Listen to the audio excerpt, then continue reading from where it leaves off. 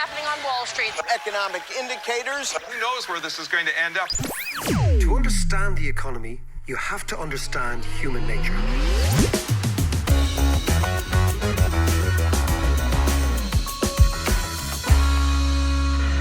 How you doing there? It is David. It is time for the podcast.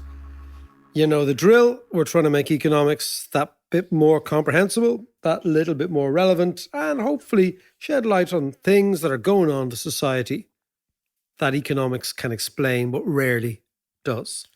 This week I'm going to talk about a problem that is very, very severe in Ireland, but it's severe all over the world, at least the Western world that is, and that's the housing market, rental market, accommodation, and the fact that many, many tens of thousands, if not hundreds of thousands of people here and many millions all around the world are being priced out of the housing market. Before we begin, I want to just mention that this episode is brought to you thanks to our Patreon supporters. And to help support the content, and perhaps more importantly, to unlock exclusive comment and scenes and footage and episodes, please consider becoming a patron at patreon.com/David McWilliams. I'm joined as always by Mr. D. What is the crack, my man? Very good. How are you? Have you recovered from Kilkenomics? I have recovered, but I'm actually... I'm a bit deflated that it's over now because you spent so much time thinking about these things and putting people together and saying, will that panel work and will those work? But I got the greatest compliment on Twitter there the other day by a wonderful Sudanese-British journalist called Nazreen Malik, who said, Kilkenomics, it's like Davos, but without the wankers. That's pretty spot on, actually. I thought it was good, you know. Yeah, in actual fact, it is only seconded by the Australian newspaper, which wrote a review for us many, many years ago. Right. They'd arrived in the first of seven and they said, it's like Davos, but without the hookers. So take your pick. So these are great. And, you know, it was a wonderful weekend and we have some wonderful conversations that we're going to share with people on the podcast over the course of the coming weeks and months, like really, really brilliant ones you'd never get anywhere else. Yeah. But interestingly, I was driving up from Kilkenomics and the little bulb on the car went. A little old Volkswagen Golf. And there's a really good mechanic up the road here. And they used to have a little place at Mount Town in Dunleary, and now they have a new place at Kill Lane. So I went up to them, and interestingly, they had to move because, of course, some landlord had eventually decided that they were going to jack up the rents, I presume. Yeah. So they moved. And I was talking to them the other day, getting a little bulb fixed. And I said, how are you doing? They said, we're out the door with work. We can't get any mechanics. And I thought, this is very interesting. I said, why? They said, we had a couple of Polish lads working with us.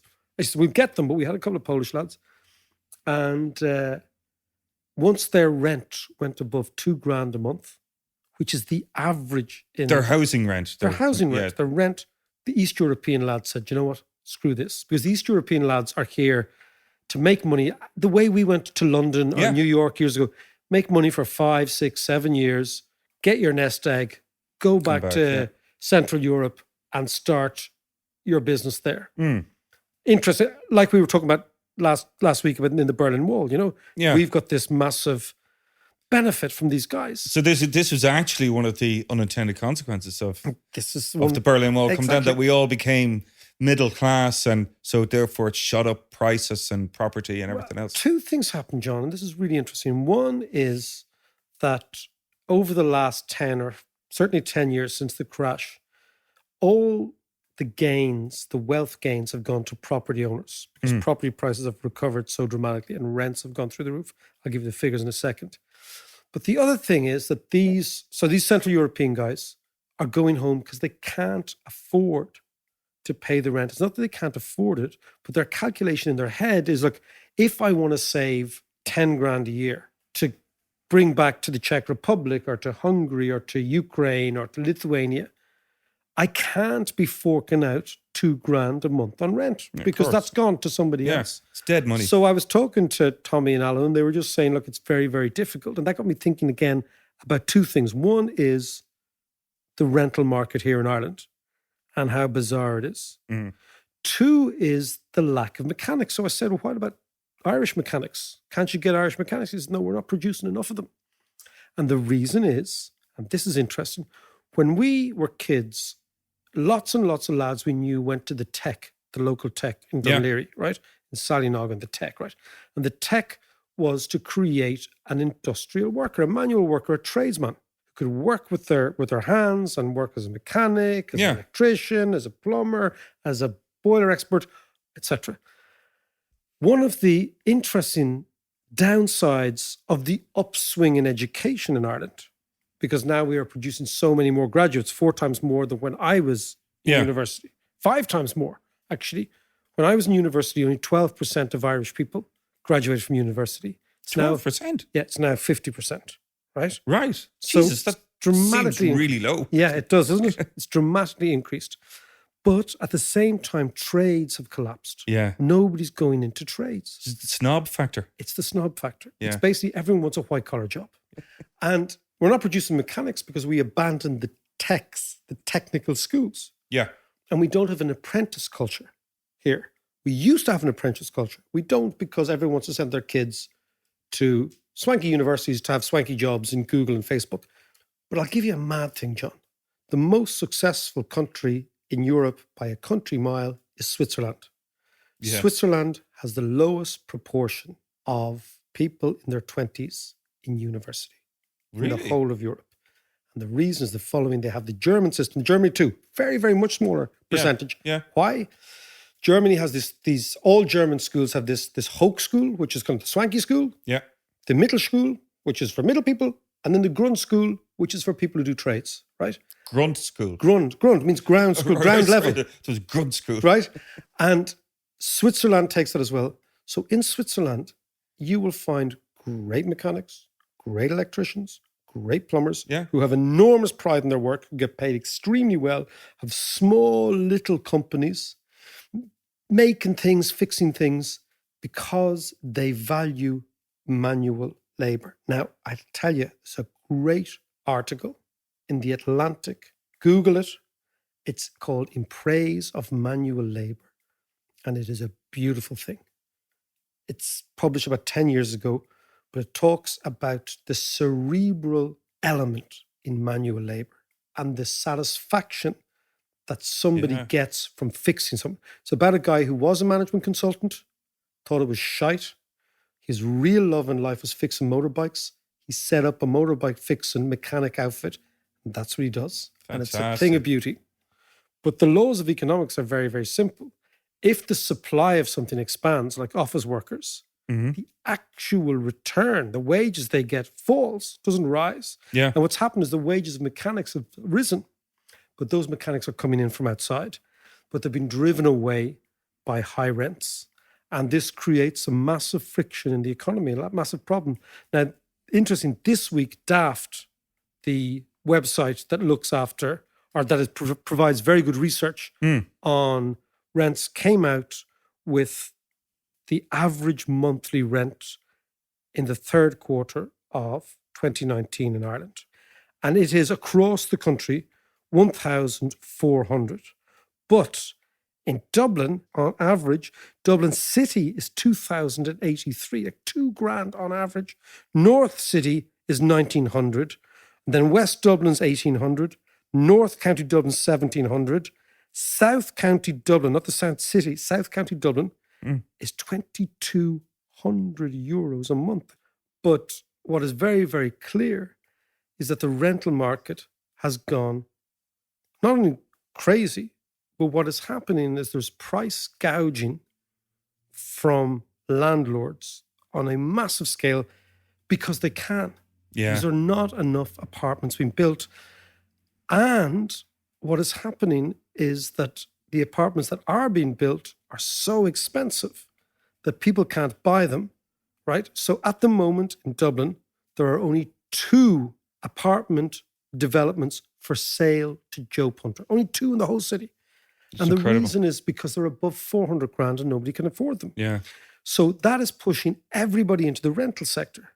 And that is driving up rents completely because the old-fashioned, I will buy an apartment is now gone because they're far too expensive. Yeah. So people are being pushed into rental. And then as people are pushed into rental, what happens is not only do the rents at the top go up, but the rents at the bottom go up. So the rents that used to be there for properties that used to be available for poorer people have now gone up. And that's elbowed at the poorer people in the rental market. And they are the ones who are becoming homeless. So you can see it's a massive shunting effect. Yeah. Now, if you look again at the figures, it's extraordinary what has happened. Ireland's had the longest ever run of increasing rental prices. And that is over the last 10 years, rents have gone up every single month. Rental inflation now is probably peaking, I think, because it did peak at about 12% increases year on year.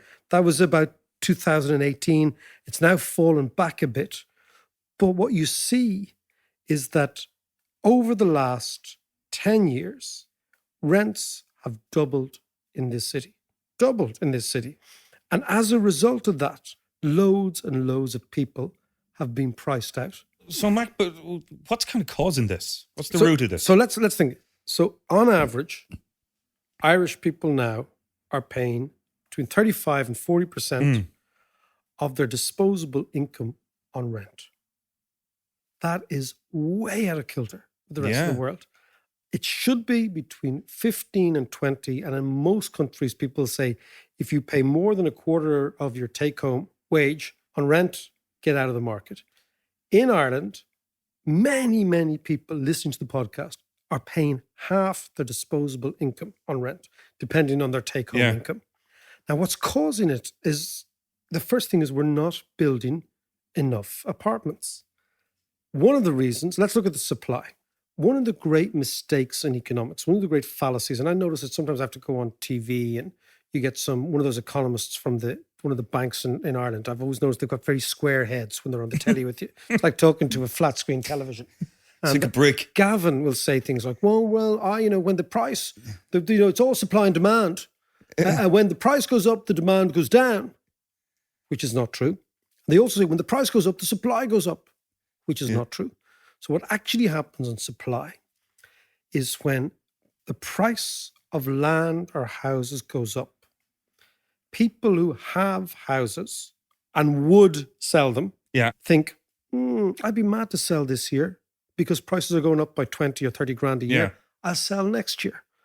And developers who say, I could bring this apartment scheme to the market this year.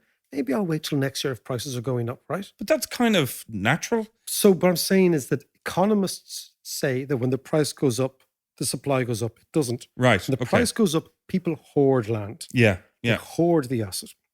And once they hoard the asset, whether they're in a flat or a house, or whether they're about to sell land onto the market, or they're about to develop land, once you hoard, it contracts supply. So you have this very strange dynamic that over the last 10 years in Ireland, or 8 years, price of houses have been going up and up and up. And one of the reasons that the supply of houses hasn't been going up and up and up is that people are hoarding, right? So you take that dynamic, number one.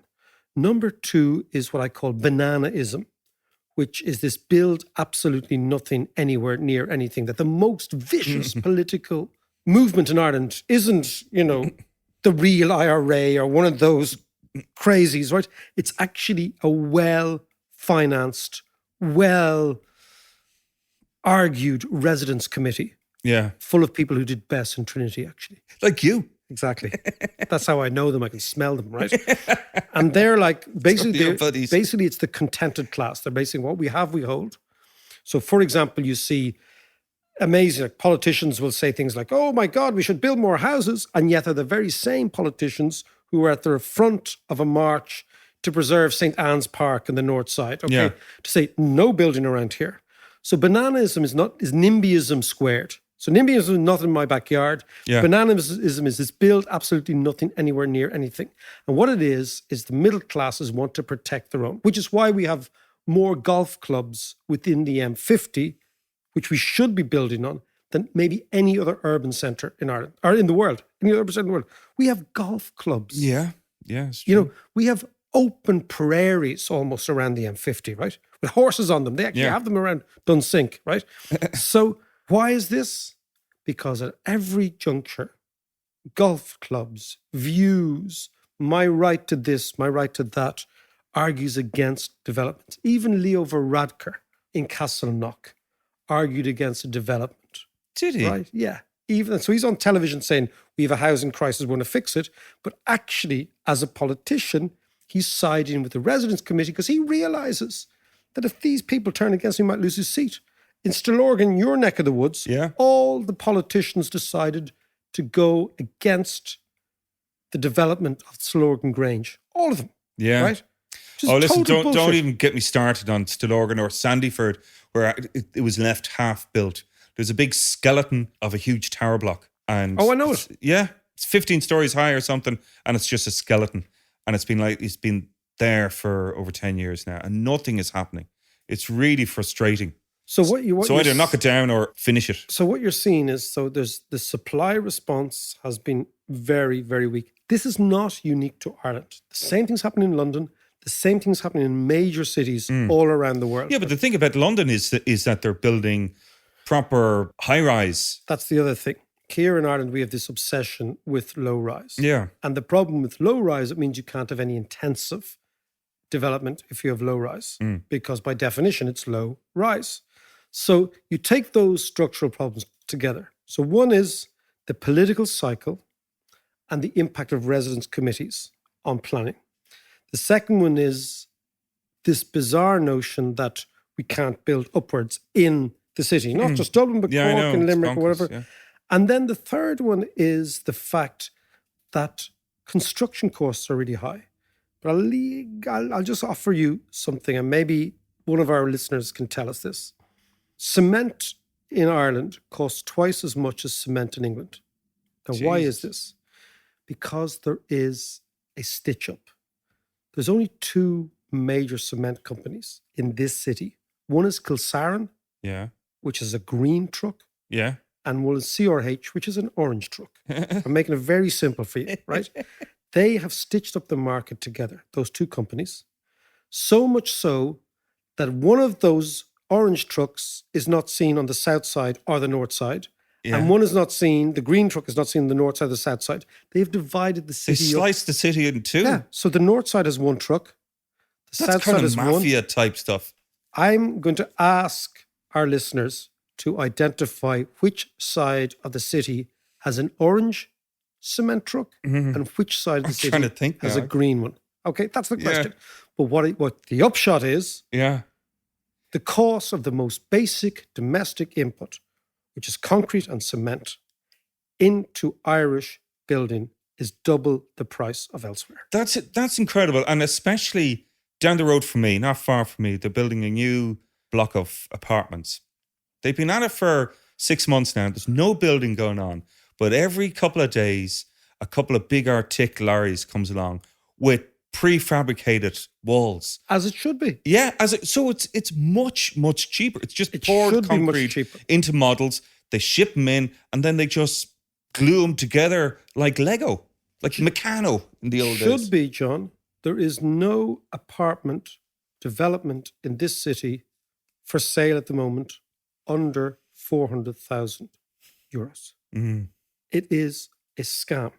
It's a total stitch-up, and it is as it's always been in Ireland.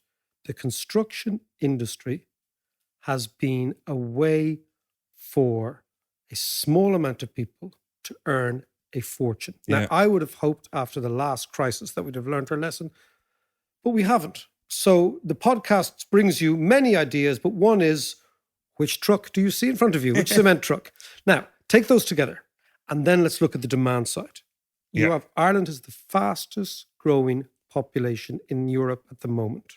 The natural increase in our population is 6 persons per 1,000, which means when you divide the amount of people who die, the amount of people who are born, there are 6 new babies every year. What's the average across Europe? Do you know? It's -1. So more people are dying than being born in Europe. Okay, so right. our population, Jesus, is the right response to that, right? That's the first thing, right? Second thing is we've a lot more international workers than most other countries. Yeah. So I'll give you a statistic for Dublin rents, right? In 2018, Irish tenants accounted for just 19% of the renters in Dublin Docklands. That means 81% of the renters are international workers. Now, you can take, well, I'm not saying that they shouldn't be renting. They've got to rent somewhere. No, of course But not. what I'm saying is this is an inbuilt dynamic because of all the foreign companies we have here Yeah. and all the foreign talent. So it's another pressure on the system, right? That's the one. So first is our own natural increase. Yeah. The second is the increase in international workers coming here. This is all pushing up rents. Yeah. And the reason it's pushing up rents and not prices is because we're starting at such a high level that nobody can afford to buy, so they're getting shunted into the rental market.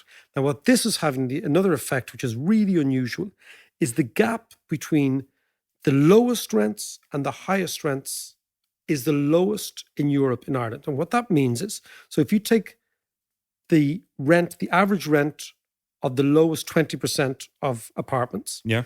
and the average rent on the highest 20% of apartments, the gap between that is very small in Ireland.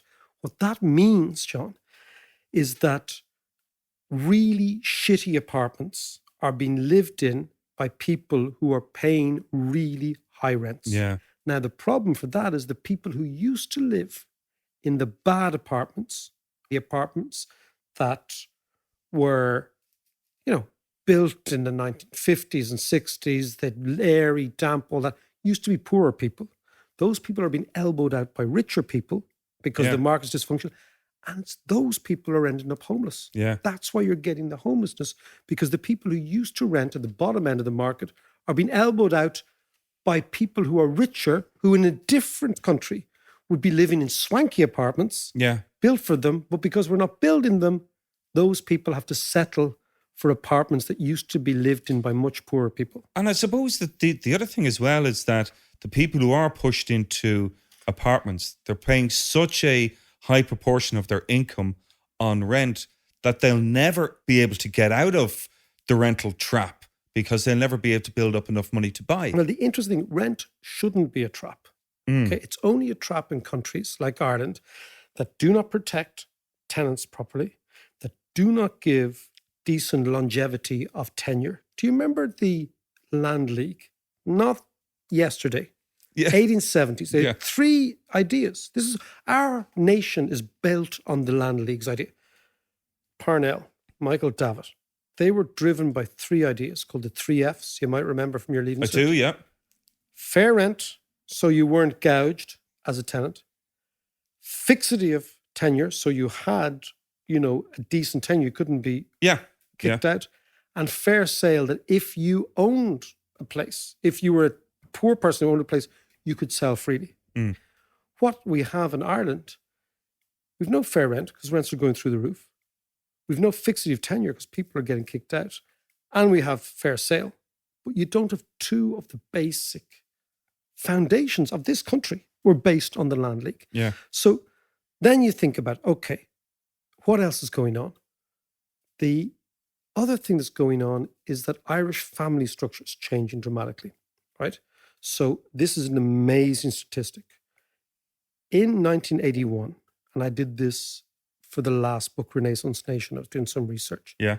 14% of females and 15 or 16% of males were single at 40, in their late 30s and early 40s. Okay? Right. That figure has trebled for women and trebled for men. So now you have over 40% of Irish men and women in their mid to late 30s are single. This is a phenomenal social change. That's why Tinder has taken off. Good job we're not in Tinder. Could you imagine the fucking state of us on Tinder, right? But what does that do to household construction? It means we need a totally different household base, that we need 1 and 2 bedroom apartments. What have we been building? We've still been building 3 bedroom semis out in the suburbs. Yeah. So our housing stock is totally disproportionate and wrong for our actual. Correct me if I'm wrong, though. Weren't they complaining that there wasn't enough family houses back in 2006 2006, 2007? Back in 2006, 2007, there weren't enough family houses in the city, which is why you got this massive development outside, Naas and Navan and but also outside Cork and Carrigaline, Yeah, and you got it yeah. outside Clare Galway and Galway, all these places. But now the population structure is really, really different. The other thing is that in terms of urbanization, the amount of the population who live in urban areas, Ireland is still amongst the lowest in Europe. So if you take a country like Belgium, about 80% of Belgians live in what is described as urban areas. That figure in Ireland is 60%. But the great trends of demography are that we become urbanized. People Yeah. will choose to live in cities. So what you've got is a household structure that's changing, a singleton structure that's changing, and more people having less and less kids later in life. Okay? Yeah. So bigger demand for 1 and 2 bedroom apartments, a population that's increasing, an immigrant and international population that's increasing. All of this means, and this is the amazing figure, that we need to build 400 apartments a week for the next 50 years in urban areas to satisfy the demand for housing.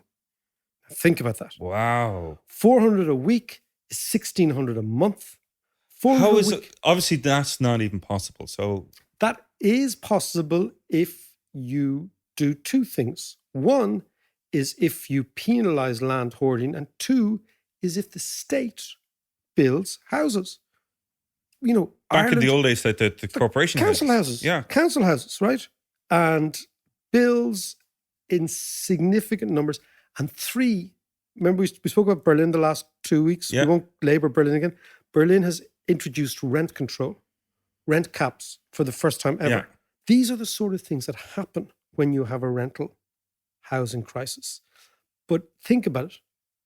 All the demand factors are going through the roof.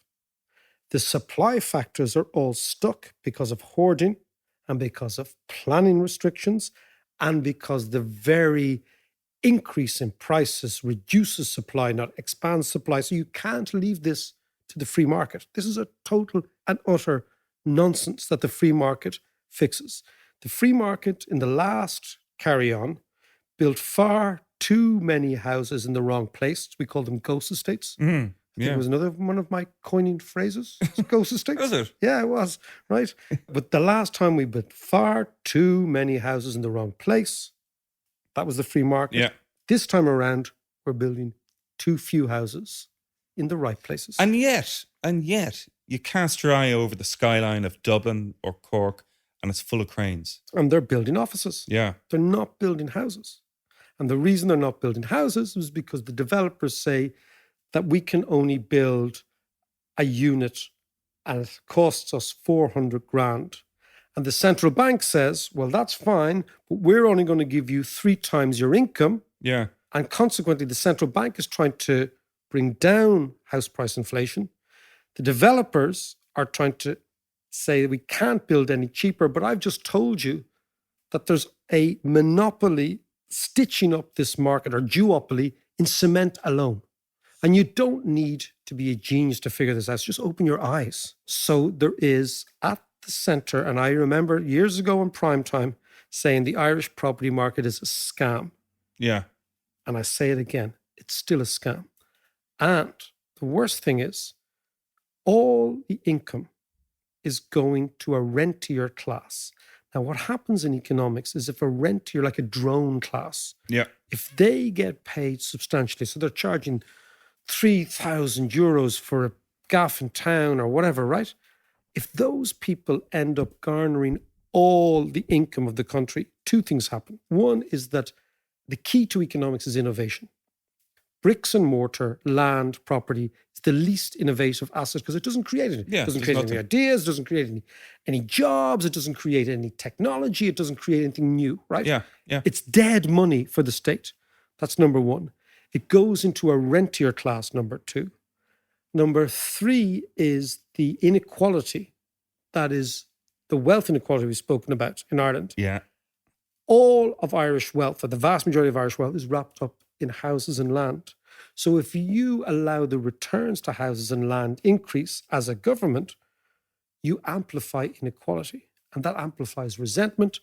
And it also makes Ireland a much less attractive place to come and do business in, because everyone knows, hold on a second, a rentier landlord class is getting all the gains, Yeah. while the actual working class, the people who work, who make everything, are actually getting less and less and less.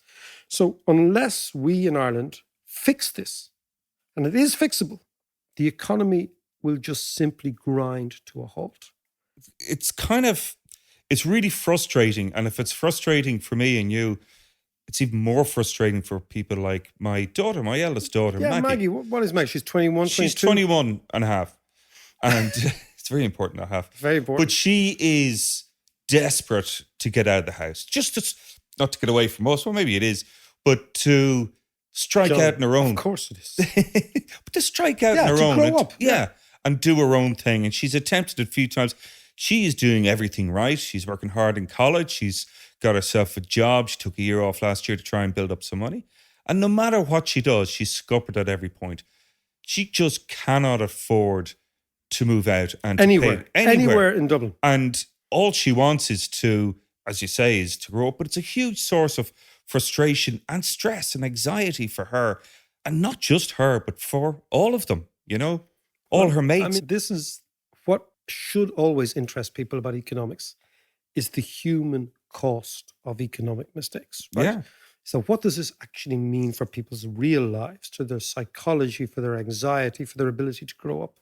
And the thing about growing up is all about achieving milestones, moving from teenage years to kind of messy early adulthood to becoming a normal, proper, quite make your functioning mistakes and adult. learn from it. In our generation, that was all achievable in your 20s. It wasn't easy, but it was achievable. You could get a job that paid you a certain amount if you were lucky enough to get a job. That was always the problem back then, which is why so many people emigrated, because they couldn't make that life. But they could go to London and make that life, or go to New York or whatever. Then you move in with your mates, or your partner, your boyfriend, your girlfriend. Then if you really think this is the right person, you might have a kid, you might at least plan, you might get married, all these milestones. And you have the deposit for a house, and it mightn't be the house you've always wanted to live in, but it's a starter home. And you begin that process of my life is now separate from my parents and I'm a sovereign individual. All of that was achievable before you were 30 in our generation. That has been pushed out until at least 40. So someone like Maggie, your daughter's thinking, she's looking at 2 decades. Yeah. And she's only 2 decades old. Yeah. So it's like double her life again before you get sorted. So the reason we need to fix the housing issue is not just short-term economics. It's deeply, deeply psychological for an entire generation or two. It's mental health issues, There's all sorts of stuff going on there. Mental health, there's commitment. There's the type of commitments you make to a partner, a lover, a wife, a husband, whatever you're into, all these commitments. There's commitments to your job. It's very, very hard to be also committed to your work if you're living hand to mouth in a very precarious way. Yeah. So you can't commit to your career. You can't commit to whoever you love. You can't say, you know what, let's have a kid. That's totally and utterly beyond these people, right? Yeah. So you're pushing out child rearing into your 40s. Now, these are massive structural change. And at the core is a housing market that rewards old, already rich landowners and penalizes young, already anxious workers. Yeah. And we've got to see it in this framework. Okay, so what are the solutions? What are the practical solutions? Okay, so you never underestimate the power of the land lobby, not just in Ireland, but everywhere, because land is wealth in our countries, because we reward hoarding land. And not only do we reward hoarding land, but because the banks are very happy to take land as collateral, land, which is an illiquid asset, can be made liquid by borrowing against it in the banks. So not only do you have a jaundice and a bias towards landowners, but what is an illiquid asset can be made liquid because of the bias of the banks. So consequently, people never have to sell. So as land prices go up, they can just borrow against it. They never have to sell. And that accumulates more and more of the wealth of the country in the hands of fewer and fewer people. Now, extraordinarily, John, in 1879, so not yesterday, around the time of the Land League, a geezer called Henry George, an American journalist and commentator and observer of societies, wrote the most successful economics book ever. And it was called Progress and Poverty. Okay. This was quoted by Tolstoy, by Churchill, by George Bernard Shaw. Amazingly, in the 1880s, Henry George's book, Progress and Poverty, was the second biggest selling book in the United States, second only to the fucking Bible. Wow. Right. Okay. So what was he saying? What was so Henry George's idea was it's I swear to Jesus, right? It's an amazing book. Yeah. Amazing book. Henry George's big idea was that land is a resource that can either be used or hoarded. And that the value of land is not created by the landowner, but by the people around it. Now, this is the interesting idea. What he said is, you take somewhere like Dublin 4, the richest part of Ireland, Kensington, the Upper East Side, Forest Hill and Toronto, wherever you take, right? Yeah. What actually makes that area sought after is nothing to do with the individual owner. Take Dublin 4. It has the best train lines. It has the best schools. It has the best hospitals. It has Herbert Park. It has the Aviva Stadium. It has footfall on roads that are policed by the police service, by the Garda Síochána, right? Every single thing that makes houses expensive in Dublin 4 is paid for by other people, right? Trains, buses, schools, the teachers are paid by the state. Public amenities, all that. So it's all the add-ons. It's the value of the houses and the sites upon which the houses are built is not generated by the individual owners, but is generated by society. And if we didn't have the DART, and if we didn't have the buses, and if we didn't have Vincent's Hospital, and if we didn't have all those posh schools whose teachers are paid by the state, and the road system, there'd be no value there. So his idea was you have to tax the sites, right? Because the site is the value, not the house. The house in Dublin 4, the bricks and mortar, probably cost the same as a house in Darndale, right? Okay, yeah. But Darndale is an abandoned area. So the value plummets because the public infrastructure is not good. The public infrastructure in Dublin 4. So his idea is you tax the sites. It's called a site value tax. And this does two things. One, it gives back to the people the value that they have created through their taxes, right? And number two, it prevents hoarding. Because if you're sitting on a property or a series of properties where the taxes is very high, you're going to use the land productively. Whereas at the moment in Ireland, we allow ourselves have land that sits idle and is unproductive. So as long as you see land as a resource, the more you tax it, the more you're going to use it.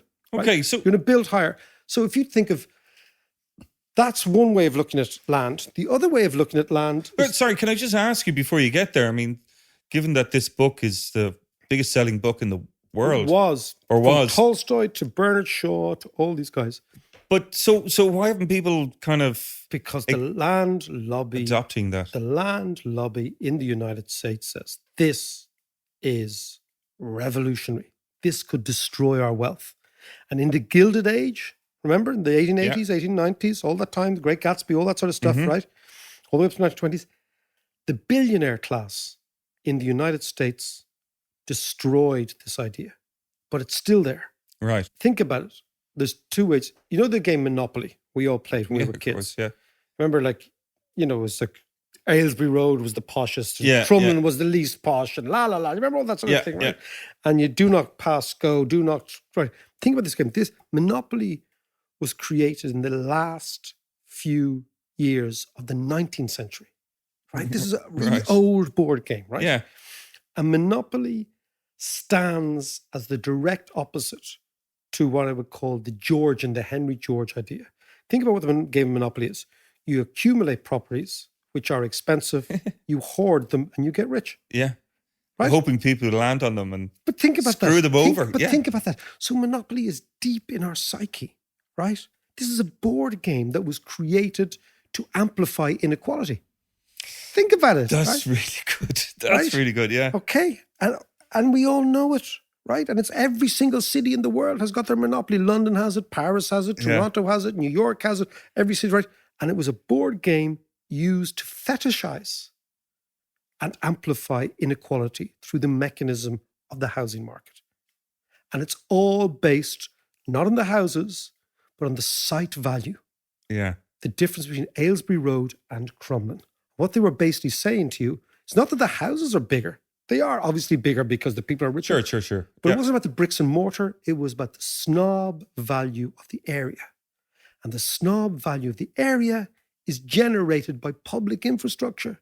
And consequently, rich people are made richer by the tax money of poor people that pays for all the stuff. And George argued, and I argue, and it's so obvious to me, that once you figure out that the returns to land are not generated by the investment of the individual landowner, but they are generated by the investment of the rest of us, which drives up the site, and then the site becomes sought after and valuable. Yeah. You tax it to do two things. One is to give the money back to the people, but the other one is to encourage the use of land. And I'll just leave you with the final thought. Look around Dublin, look around Cork, look around Limerick, look around Galway. All our cities, there is dereliction everywhere. You look up from the first floor to the second, third, fourth floor in the center of the city, and buildings are going to rack and ruin. Yeah, Like that's true. Dereliction is vandalism for the property class, right? It's just a form of vandalism. And why is it vandalism? Because there's no punishment for allowing properties to go to rack and ruin. Why? Because there's no tax on the site. If there was a tax on the site, you would use the 3 stories above for income because you have to, because you got to pay the tax. But as long as there's no tax on the site, we encourage hoarding, we encourage vandalism or dereliction, and then every landlord hopes that they can just sell on to somebody with a great idea and some enthusiasm next time out. And all the while, land is less intensely used in urban areas. People have less places to rent. Rents go up.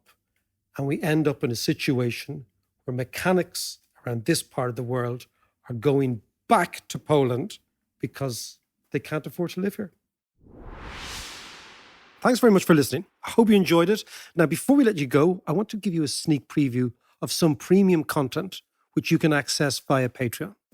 Elif Shafak, well, welcome back to Ireland. It's very nice to be back here. In 2006, I wrote a novel called The Bastard of Istanbul, and that novel told the story of a Turkish family and an Armenian-American family, and it dealt with memory and amnesia, and it's a book that talks about the Armenian genocide. This is a novel, it's a work of fiction. And when the novel came out, I was put on trial. For the first time, a work of fiction was put on trial under Article 301, and I was accused of insulting Turkishness, but really nobody knows what that means. And there were mobs on the streets, like groups, ultranationalists, spitting at my pictures, burning EU flags with my, pictures. I could never forget those things. That went on for about a year. And at the end, it became so surreal because sentences had been taken out of the novel and used as evidence in the courtroom. And these sentences mostly belonged to Armenian fictional characters. As a result, my Turkish lawyer had to defend my Armenian fictional characters. If you enjoyed that, you can hear the full episode and much more by joining us on Patreon, which is patreon.com/David McWilliams. See ya.